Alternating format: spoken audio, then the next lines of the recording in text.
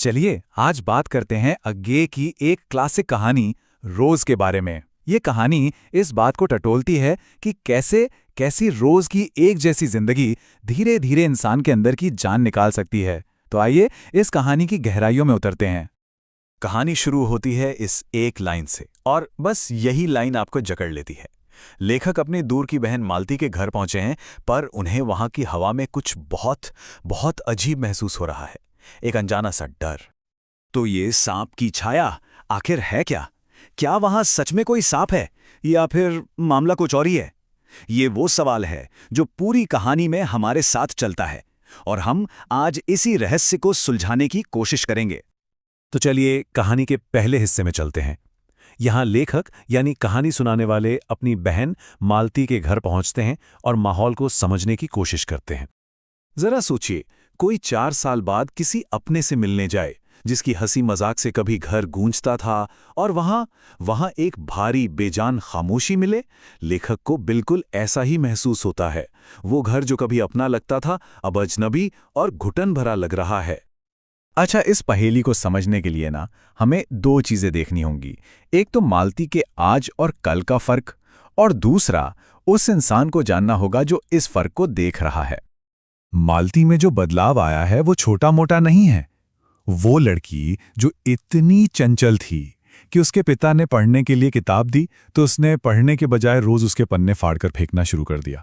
आज वही लड़की एक थकी हुई खामोश औरत बन चुकी है, एकदम मशीनी।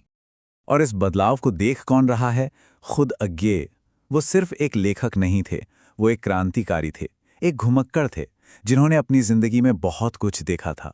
उनकी अपनी तेज तर्रार जिंदगी मालती की इस ठहरी हुई जिंदगी से बिल्कुल अलग थी, और शायद इसीलिए वो इस बदलाव को इतनी बारीकी से देख पा रहे थे। अब आते हैं उन सबूतों पर जो मालती की हालत बयान करते हैं। उसकी रोज की जिंदगी, एक ऐसी जिंदगी जो पूरी तरह से घड़ी की सुइयों पर चलती है और धीरे धीरे उसकी आत्मा को कुचल रही है। घर का हर सदस्य, मतलब हर कोई, एक ही ढरे पर चल रहा है। मालती सुबह से रात तक घर के कामों में, बच्चे को संभालने में और इंतजार में फंसी है। उसका पति महेश्वर एक डॉक्टर है जो रोज एक जैसे मरीज देखता है, वही सलाह देता है, और उनका बच्चा टिटी, वो बस रोता है, गिरता है और सो जाता है। कोई जोश नहीं, कोई नई बात नहीं, बस एक ही काम, रोज रोज रोज।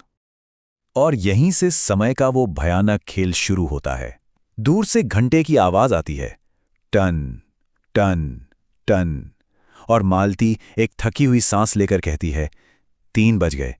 1 घंटा और गुजरता है, फिर वही आवाज, टन टन टन टन, और मालती के मुंह से फिर वही मशीनी अंदाज में निकलता है, 4 बज गए। जैसे वो कोई इंसान नहीं बल्कि खुद एक घड़ी हो।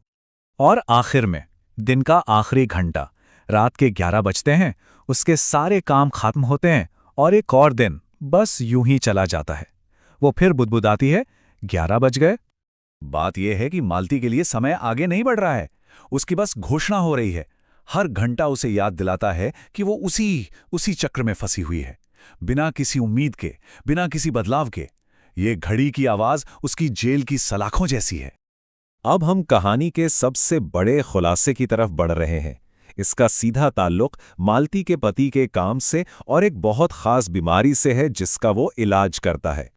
महेश्वर जो डॉक्टर है, वो रोज गैंग्रीन के मरीजों का ऑपरेशन करता है। गैंग्रीन ये एक ऐसी बीमारी है जिसमें कोई छोटा सा कांटा चुभने से हुआ घाव इतना सड़ जाता है कि उस हाथ या पैर को काटना ही पड़ता है, और कोई इलाज नहीं है। और यहीं पर सब कुछ साफ हो जाता है। पता है, इस कहानी का नाम पहले रोज था ही नहीं, इसका असली नाम था गैंग्रीन। बस ये एक बात पूरी कहानी का मतलब ही बदल देती है। तो वो जो सांप की छाया थी ना, वो असल में गैंग्रीन ही है। लेकिन ये शरीर का गैंग्रीन नहीं है, ये आत्मा का गैंग्रीन है। मालती की रोज की एक जैसी जिंदगी ही वो कांटा है जो उसकी आत्मा में चुभ गया है, और अब ये धीरे धीरे उसे अंदर से खोखला कर रहा है, ठीक वैसे ही जैसे गैंग्रीन किसी अंग को सड़ा देता है। तो आखिर इस बदलाव का नतीजा क्या हुआ? मालती के अंदर क्या क्या मर चुका है? चलिए कहानी के आखिरी हिस्से में देखते हैं। ये एक सीन बताता है कि उसने क्या खो दिया है। वो लड़की जो कभी किताबों से नफरत करती थी, आज बाहरी दुनिया से जुड़ने के लिए इतनी तरस रही है कि आम लपेटने वाला अखबार का एक छोटा सा टुकड़ा भी उसके लिए किसी खजाने जैसा है। और फिर आता है वो पल जो दिल दहला देता है। उसका बच्चा बिस्तर से गिर पड़ता है और वो बिना किसी घबराहट के एकदम सपाट आवाज में कहती है, ये तो रोज ही गिरता है। सोचिए, एक माँ का अपने बच्चे के गिरने पर ऐसा कहना। रोज की घटनाओं ने उसकी ममता को भी सुन कर दिया है। लेखक ये सुनकर बस सन्न रह जाता है।